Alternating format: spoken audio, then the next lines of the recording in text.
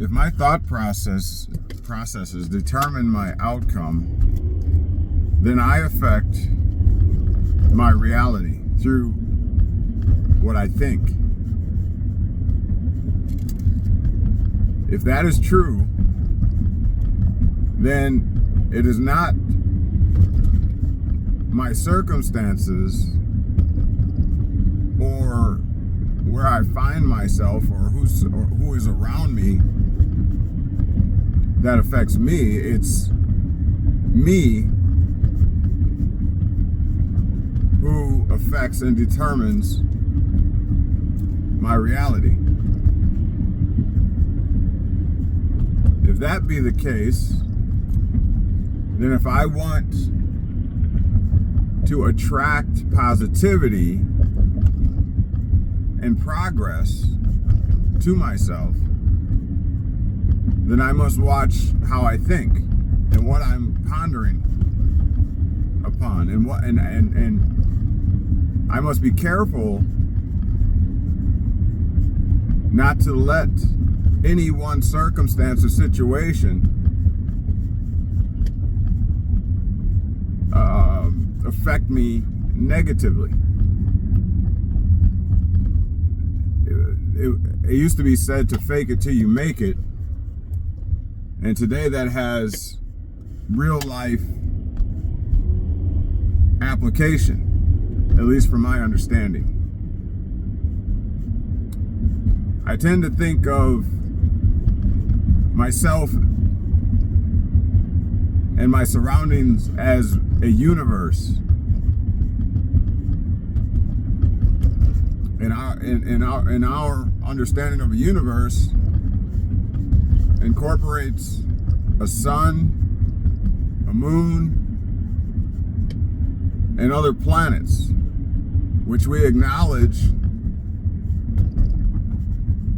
all have certain effects on each other.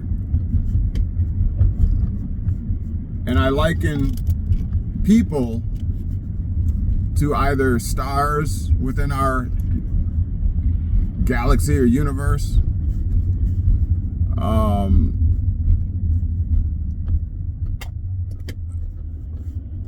some people may be, let's say, comets that come around every 75 or more years. Some people may be stars that shoot through our atmospheres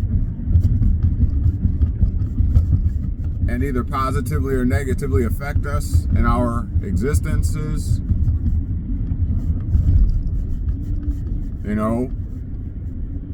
You may have an individual in your universe that acts as a sun that lights and warms your planet, in your universe.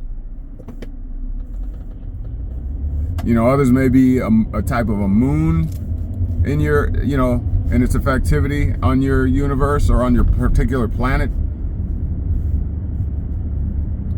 And so, some things may be just outside of your control, as these celestial bodies come in and out of your atmospheres. Some things you just have to change your perspective concerning. But ultimately, that perspective will determine, how these particular visitations are received. And so adaptability is key. Perseverance is key. Your outlook is key.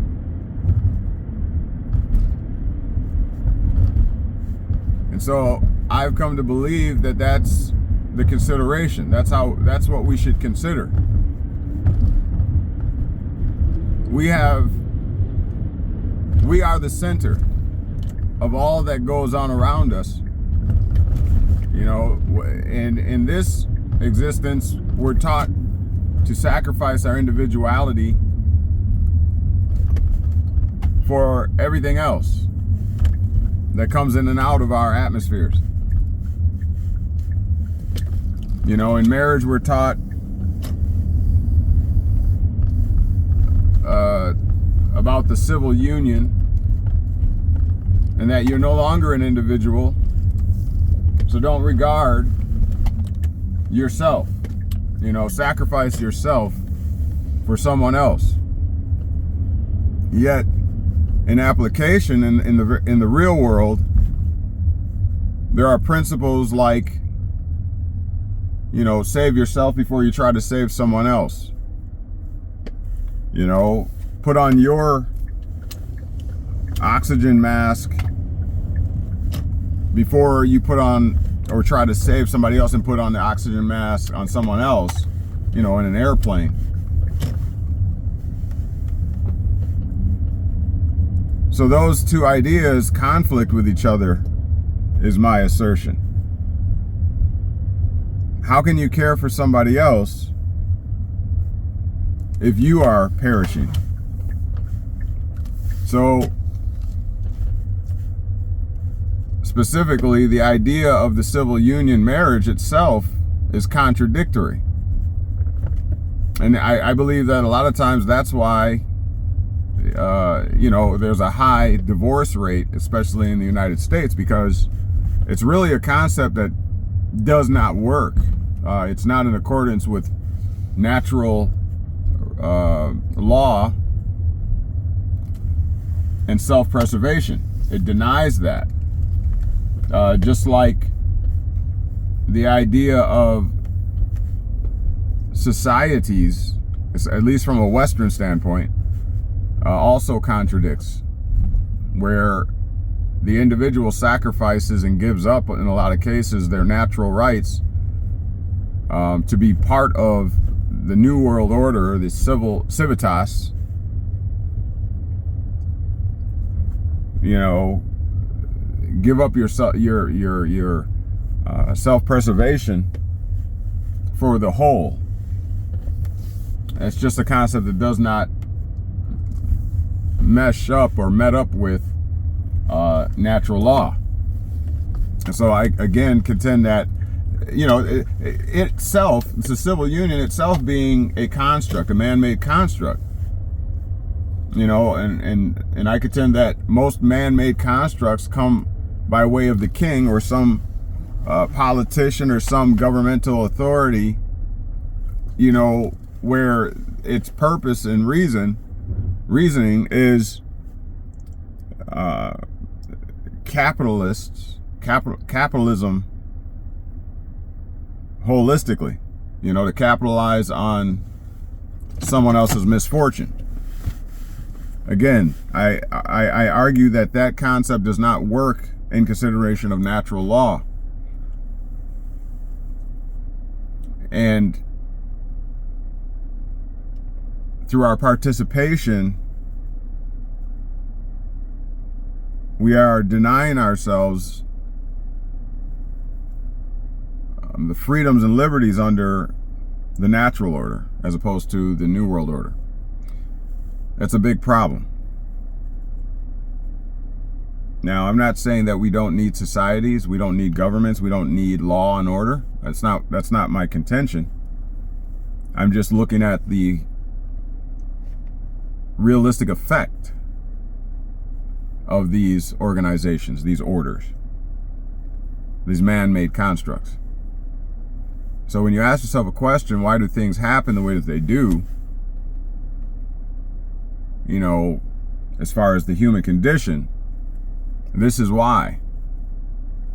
If we looked at natural law as God's law, and if we make the distinction between that and the natural way of doing things, it can be said that we are denying ourselves the freedom and liberties under the quote-unquote rulership of the source, all things natural. God. And when you walk away from the source, God, the natural way of doing things, you make yourself a servant to the gods of this world, the elite, the aristocratic families. You know, and that, again, is a big problem in our reality today. Lastly, you know, if we would perhaps return to the natural order, the natural way of doing things, and consider and implement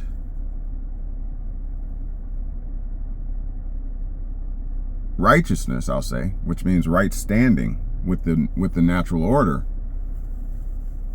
then when we exercise the aforementioned how shall I say, frequencies and vibrations and all that kind of thing, then we might realize a utopia. Because why? Because if we come to the realization that it is us that affects our reality, our universes, and it is not the opposite, the you know, way around, then we would essentially ascend to a heavenly type existence here on this planet. Because each of us would take accountability for what we put out into the ether. And we would consciously and purposely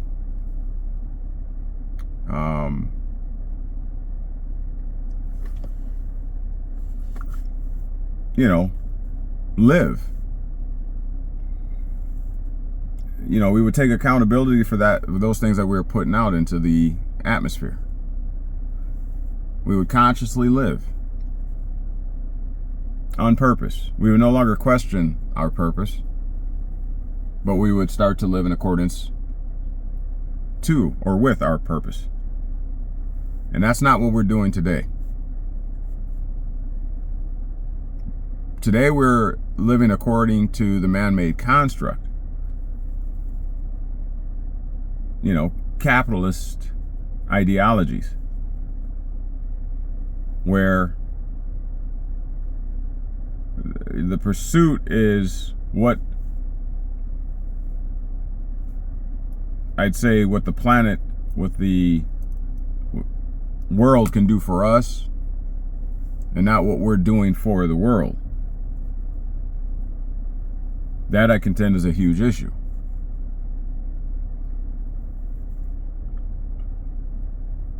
Everybody owes us something, as opposed to us contributing intentionally and with purpose to the world and our universes. So I just want to remind you today, short and sweet, that it is you that affects your universe.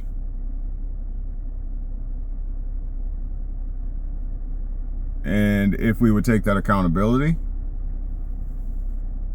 and if we would realize how powerful that is, we could each individually, as a type of planetary body within our universes, experience a type of heaven on earth. Speak positivity, speak life. Realize that your emotions are energy in motion. What you put out, they say, you will get back. So recall and remember this principle. It's very vital and very important.